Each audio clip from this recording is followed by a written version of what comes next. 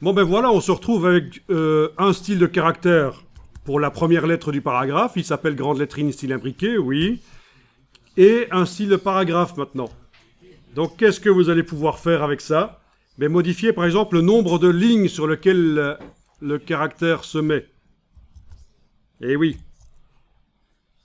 Alors pour ça, on va cliquer avec la flèche noire à côté de tout. Donc le bloc n'est pas sélectionné. On va télécommander ça à distance. Avec la flèche noire, vous désactivez en cliquant à côté.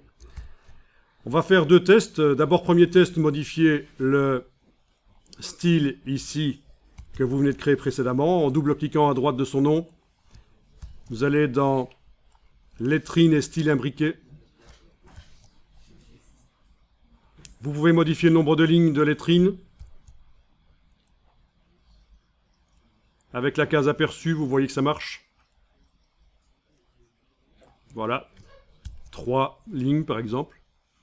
À chaque fois, ça multiplie par 3 la taille de la première lettre, la lettrine.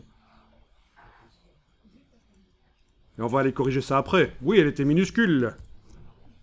Elle faisait 16 points, je pense. Et encore. Voilà. 3 lignes, par exemple. Bien. Donc, je vous rappelle, je suis en train de... D'abord, j'ai cliqué à côté de tout pour télécommander les choses. J'ai double-cliqué à droite du nom du style qu'on vient de faire précédemment. Et dans la partie lettrine et style imbriqué, j'ai été indiqué que je veux une lettrine sur 3 lignes. Et c'est ce qu'on voit ici. 1, 2, 3 lignes avec une lettrine là. Extraordinaire. Alors, style de caractère. Toujours en n'ayant pas le bloc sélectionné, il n'y a pas besoin. Je vais télécommander à distance le style de caractère. Grande lettrine style imbriqué. Donc, double-cliquez à droite du nom, grande lettrine style imbriqué. Arrangez-vous pour avoir la grande lettrine visible, bien sûr. Il ne faudrait pas qu'il y ait une boîte qui soit comme ça devant. Vous n'allez rien voir alors. Hein. Ensuite, format de caractère de base. Je vais aller modifier ici la taille de la police. Elle est à 24 points. Sauf que, si j'ai demandé par le système de lettrine dans le style paragraphe que la lettrine soit sur 3 lignes, en réalité, c'est 3 fois 24, la taille du caractère. D'accord? Donc, on peut diminuer ici. Voilà. Modifier la dimension de la lettrine.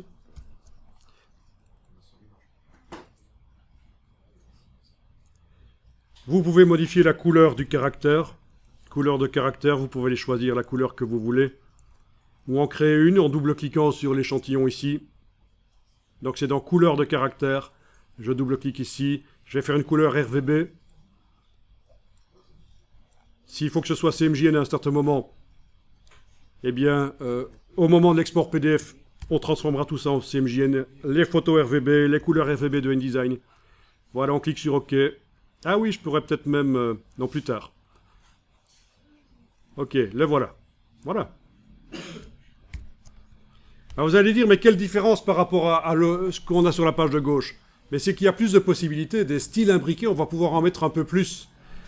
Notamment, on a une lettrine ici qui sort du paragraphe par le dessus. Mais si vous voulez la faire sortir par la gauche, c'est pas possible. Il faut une astuce. Et seuls les styles imbriqués vont nous permettre cette astuce. Ok. Enregistrer le document. On n'est jamais trop prudent.